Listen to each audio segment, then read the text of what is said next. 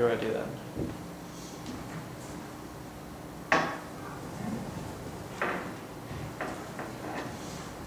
Hi, my name is Lara and this is my media evaluation. Firstly, my media product is a music magazine based on the genre of rock and subgenres alternative and indie rock. The first question is, in what ways does your media product use or challenge common forms and conventions of real media products? The areas of common convention on the front cover are strapline, masthead, dateline, price line, kickers, cover image, main cover line, the barcode. I chose to challenge the common conventions in my media product. Therefore, when looking at the layout, it seems very different in comparison to the norm. When looking at my front cover, you can see it immediately challenges conventions. I only used a few common conventions. These were selling line, masthead, barcode, cover image, and main cover line. This is a very limited amount of conventions used. As you can see, there is not much going on the page. However, despite the simplicity, I think it manages to shout out to the audience, even when it is not busy, and doesn't have all of the common conventions used on the front cover. I chose to create my cover like this because I love the idea of breaking convention and doing something different. I wanted to show how a minimalistic cover can stand out as much as a busy cover. I took inspiration from Clash magazine, as they stick to a very simplistic theme that challenges conventions in a very clever way. Therefore, when looking at my layout, you can see I had to make things stand out as if I wanted my magazine to be recognised. I placed a selling line above my magazine. As due to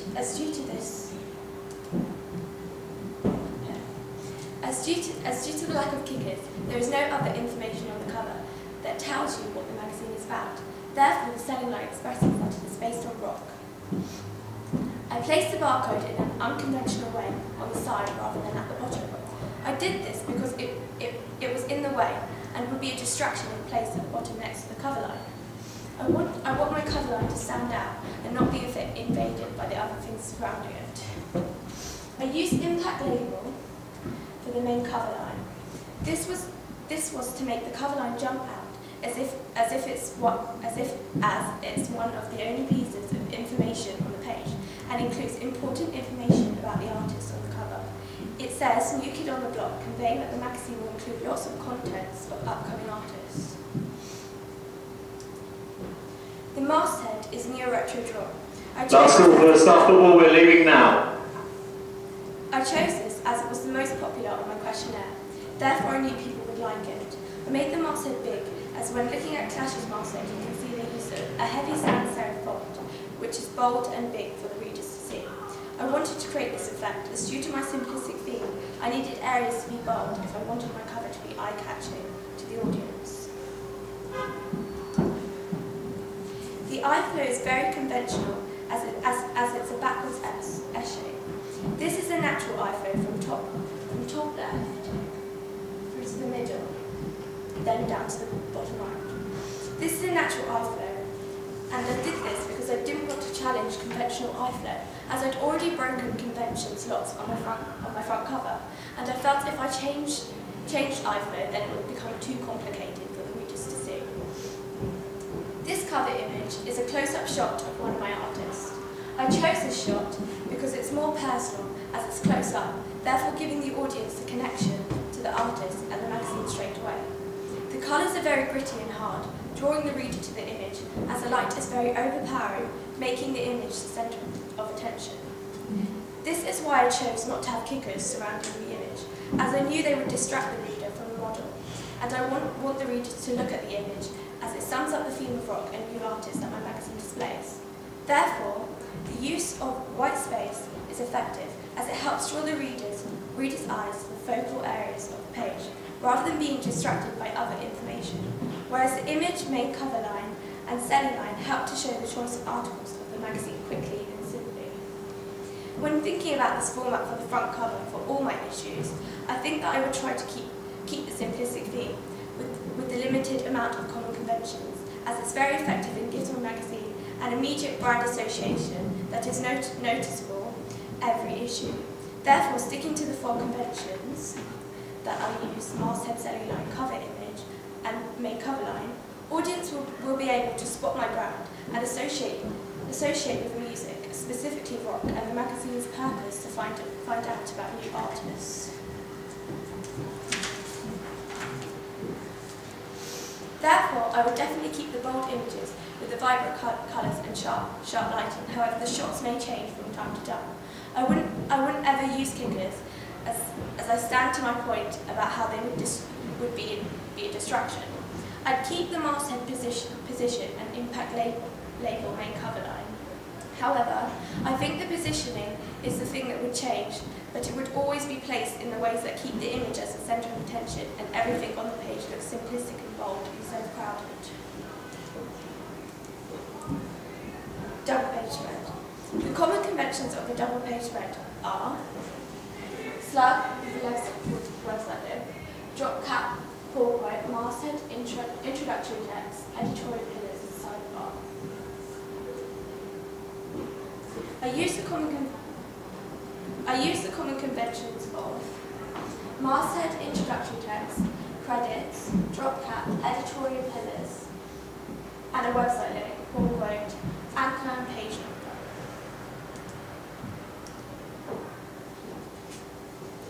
I really like the impact label for it. I decided to create a continuous theme with it as I felt it would be a good representation of my magazine, as it's very bold and edgy, linking to rock. Therefore, I used it as my masthead in my double page spread and made the bar run along both pages to make it seem like a statement of the magazine. The introductory text is in caviar streams font. I use this as I used it on my front cover, expressing the running theme. As when you lose lots of fonts, you lose audience's attentions as it becomes messy and not secure and bold. I used a pull quote in the middle of my editorial pillars, as it's a common convention that catches the reader's attention. In the pull quote, the artist speaks about fans, and that a handful of fans is more than millions, which is something that connects to the audience as they understand more about the artist's views, which will intrigue most readers to read on.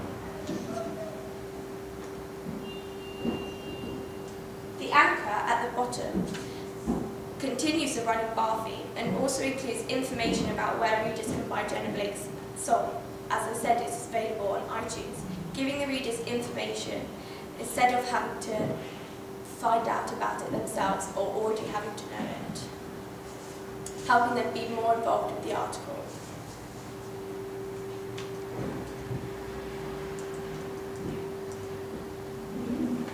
The eye flow is conventional in the shape of a C shape, which is the way most readers read, as when they first open the article, they are inclined to look on the right. Therefore, having the article on the right-hand side makes audiences want to look on the left to see an image. Once seen, they usually would want to read the article, as they have been drawn into it by looking at the image and so on. All of those things show how I've conformed to common convention for most of my double-page spread. However, as my theme is simplistic, I need to keep some unconventional areas. Therefore, I use a lot of white space to keep the pages looking neat compared to the busy, crowded double-page spreads that most magazines make. This clean look is very different, as most magazines would include more things on the page, such as a slug, more images, or a fact file about the artist. I chose not to do this as it would be too much on the page, losing my unconventional simplistic theme.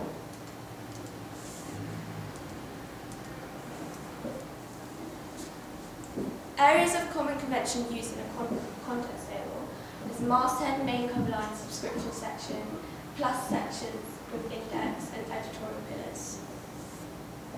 The areas I chose to use were the masthead, editorial pillars, and a website link.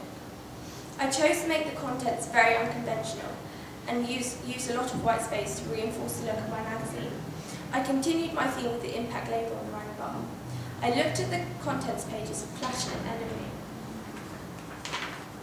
I saw that Clash followed an ordered structure and Enemy was more spontaneous. However, I liked the idea of placing the images above the editorial pillars, which is what Enemy did.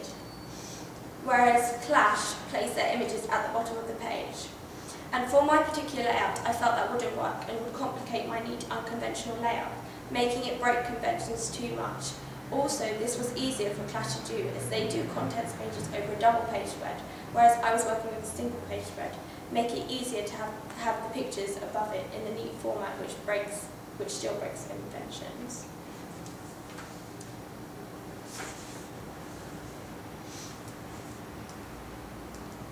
I used a lot more white space in comparison to enemies, as it seems cluttered. These conventions are usually seen on contents pages. However, I did not want to include these as they take away from the actual contents I want my audience to see, which are some of the main and most important articles in the magazine.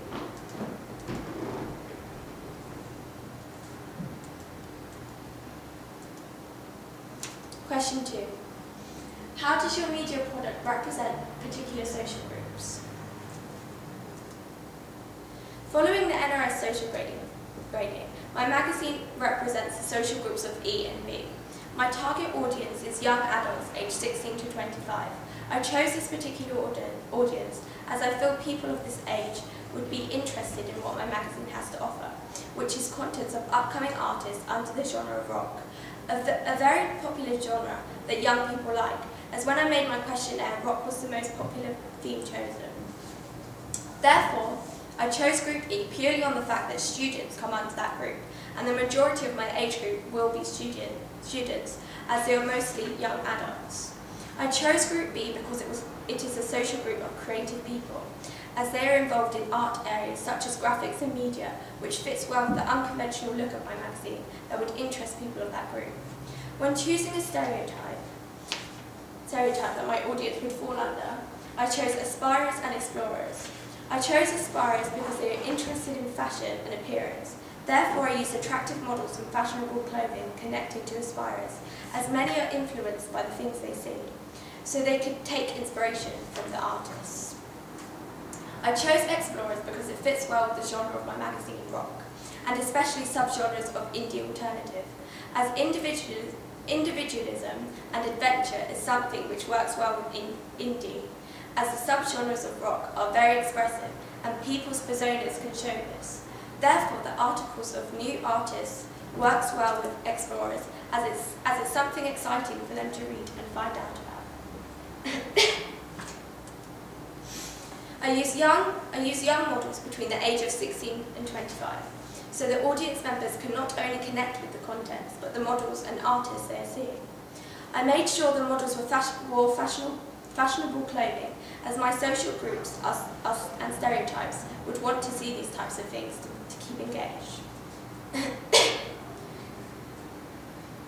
The location I used was clear with limited background, to make sure the model was the main centre of attention, instead of the area behind, unless the area was an important piece of information for the article.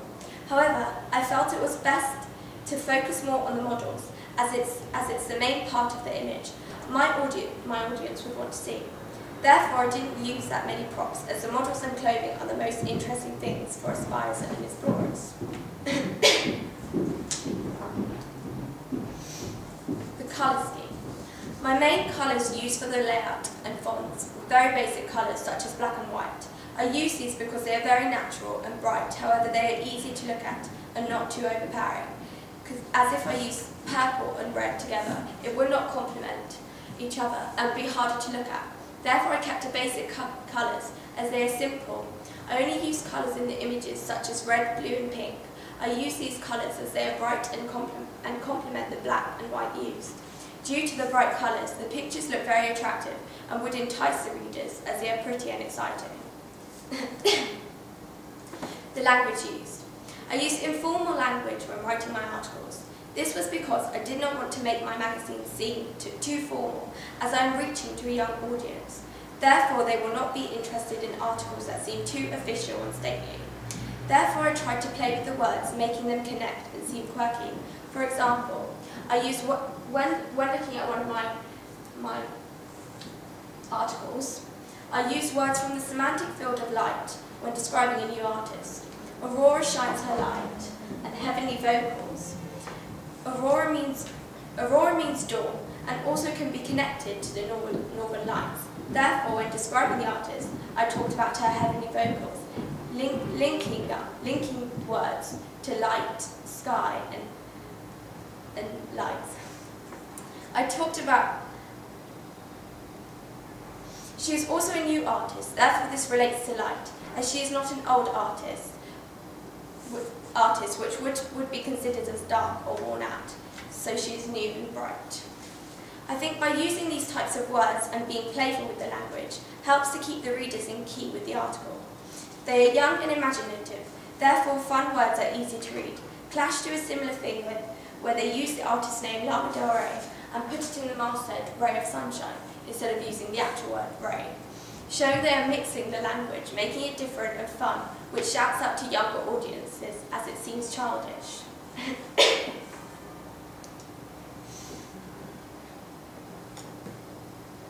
The choice of articles in my magazines are once chosen through the questionnaire I made. The most popular areas were new artists, which is the area I chose to focus on the most. However, articles such as top 10 songs and album reviews were also a popular choice, therefore I included them in my table of contents. I also included a film section, as when looking through other magazines, many included it, and I felt it was an interesting area that my audience would enjoy, as they are young, fresh types of contents. Therefore, my young audience would want to read this. Question 3. What kind of media institution might distribute your media product and why? I looked at 2 magazine institutions in particular. They were the Church of London and IPC Media. I looked at the Church of London as it is an independent institution, and they are very suitable for my magazine, as they deal with unconventional magazines such as Little White Lies, a film magazine. However, as my magazine is new, it will have to rely on lots of advertising through media convergence if I choose this institution, as it's harder for them to get quick advertising as they are independent. Therefore, it may take a long time for my magazine to become a household name, and I want to boost my magazine straight away so it gets known quickly. So I felt this may not be the institution for me. Therefore, I looked at IPC Media, which is a company that distributes well-known music magazines such as NME. They have provided NME with digital media platforms such as online websites, online subscription page, online radio, online video, and mobile features for smartphones. This type of advertising from a company that is big would help get my magazine the boost it needs to start off successfully. When looking at the magazines they distribute, I saw there was a clear gap in the market for mine. NME is well known, however it's a very conventional magazine, which is the complete opposite to my unconventional theme. Therefore, this means I wouldn't necessarily have to compete with NME, considering our style of magazine is different, which would reach out to the different types of audiences. NME seems to be more inclined to attract a male audience, whereas mine is more varied for both sexes, making the audience quite even, rather than both of us competing for a male audience. This enables IPC Media to attract a wider and more varied audience for their institution, as they would have a more diverse magazine range in their institution, rather than magazines that are similar, stretching their institution to new and different types of magazines in a distribution institution. Therefore, I would pick IPC, as I don't feel I would be in competition with NME, as we are both very different. Instead, we could possibly share advertising partners, as we are most likely to reach different audience members of different ages, helping the institution itself to branch into new areas with new magazines. Question 4. Who would be the audience for your media product? My ideal reader would be a female or male aged 18, who is a student that studies art and English, who is interested in areas of work in the creative section such as photography, graphics or writing. Their stereotype would be an explorer and aspirer. They would be an explorer due to their sense of individualism in their ideas and their appearance. They would be an aspirer as they focus on fashion and their outward persona, as they are very concerned about their look and how they want to be perceived. Therefore, they would easily be influenced by the things they see in my magazine, such as the models and the clothing worn. They are young and creative, therefore they would be inspired by the layouts and pictures used in my magazine.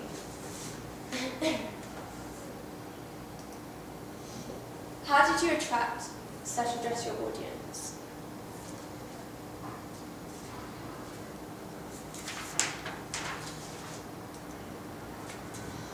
The language used is informal and casual. I chose these because they are relaxed and not monotonic, as if the articles are fake. Instead, the informal language shows more feeling in what the articles say, expressing truth more than fact. In the introductory text on my double page spread, I use playful language, as when the reader reads it, it almost seems as if it's lyrical. I said, upcoming artist Jenna Blake is sitting pretty with her rising fame as she hits us with a blast from the past. As it's quick and easy to read, rather than being straightforward, I use the us so that when the reader reads it, they view the audience, magazine and the articles as a collective, rather than an individual thing, helping the reader to be a part of the magazine, as when words like you or by now are used, it makes readers feel targeted rather than involved, and I didn't want to push readers away.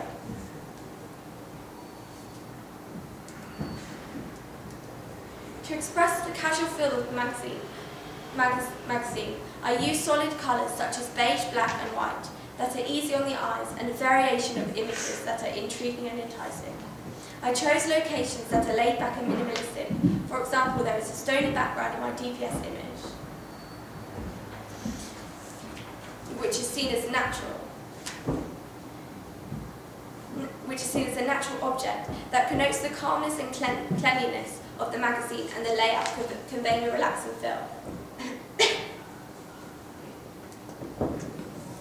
The artist's language is casual. In the double page spread, Jenna is speaking about herself as if she could fit in with members of the audience. As she says, I want to connect to my audience in a different way. Show them I'm just a normal person that does normal things. Look, I'm sitting in a park, not some fancy studio. Making the readers feel comfortable with the articles, as this type of address shows they are noticed by the reader, as if she's speaking to them like they are friends. They feel involved with what she is saying, instead of being shouted at or left out. This works well with the stereotype of aspirers, as those audience members are influenced by what they read, helping to build their characters.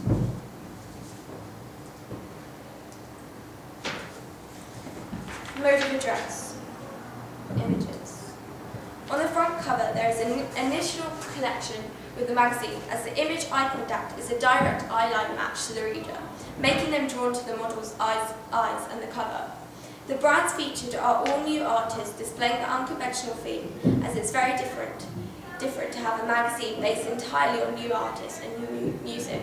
The use of white space helps to back this, as it connotes the fresh feel and the idea that the magazine is unique. My articles are inclusive, as they are based on new artists. Therefore, audience members did not need to know prior knowledge, as they get to find out information from the articles. As you can see in the double page spread, I gave information of when Jenna's CD was coming out, and that her debut single is available on iTunes for 99p. Therefore, giving my audience key information that they don't have to find out by themselves. Since my audience reaches people of young ages, especially the areas around 16 to 17, they are used to getting everything on demand. Therefore, I gave the information as quick and easy, instead of them having to research it themselves. I also gave the magazine's website, expressing that there is more information to be found about the artist on the website, giving readers more ways to find information quickly, rather than knowing it already. Question 6.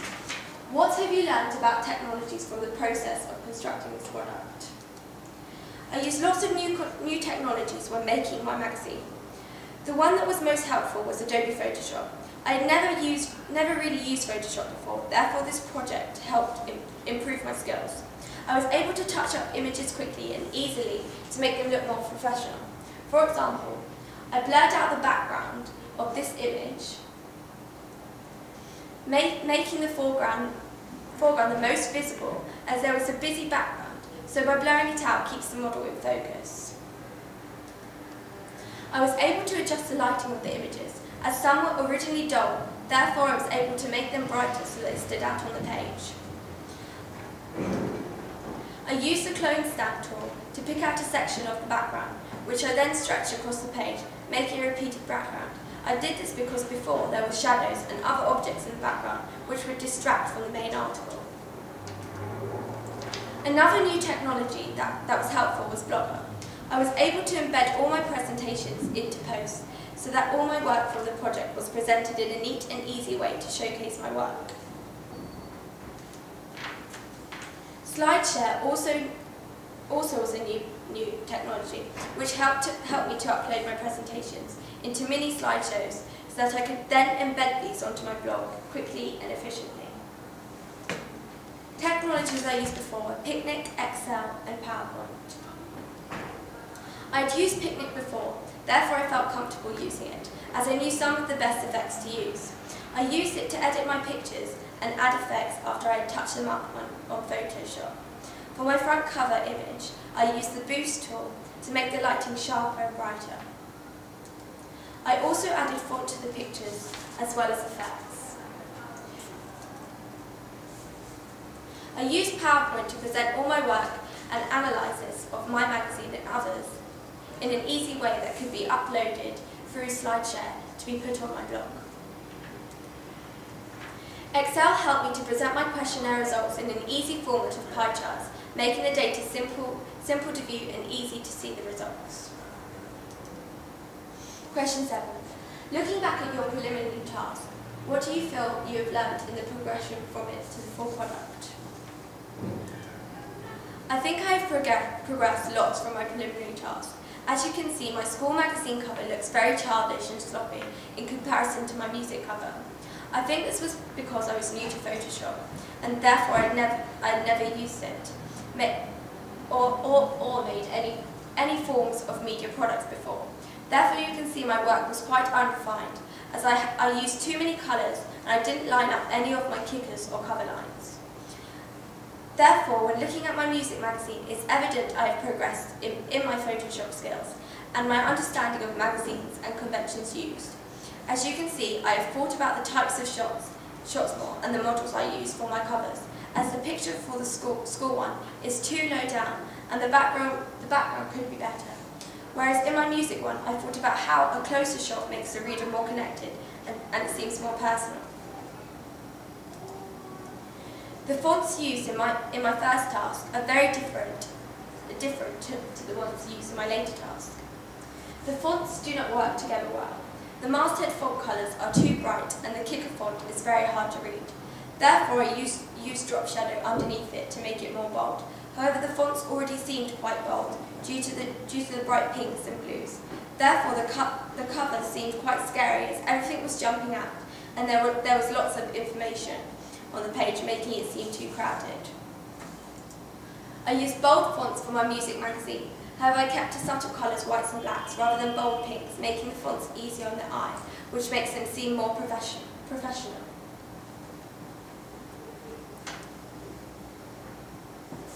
The fact that I used these types of fonts and made them bold was because my magazine was very unconventional, so it worked well. However, my first magazine, there's lots of kickers and lots of information. Therefore, it's too bold and it's in a way attacking the reader. The school contents page looks unfinished and unprofessional.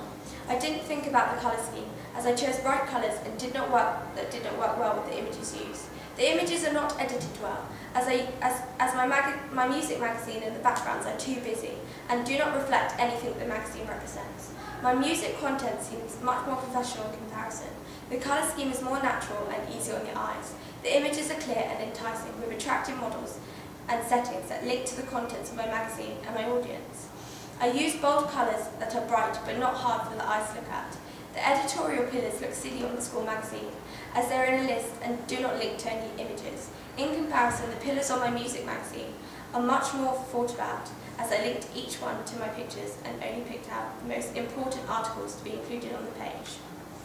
Thank you for watching. Okay, very good. Can you skip back to the slide about choice of articles? It's a good 10 or 12 slides back.